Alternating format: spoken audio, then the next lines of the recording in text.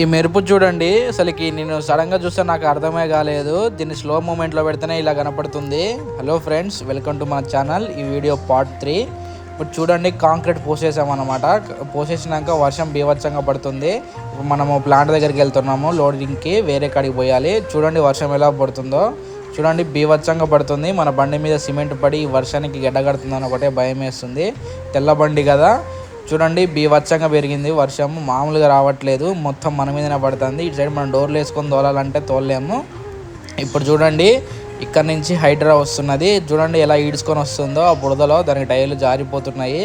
ఈ వర్షం టైంలో అలాంటి వెహికల్స్కి బాగా చికాకు అవుతుంది. సడన్గా వర్షం పడంగానే మన డ్రమ్ము మనం కడుక్కోలేదు.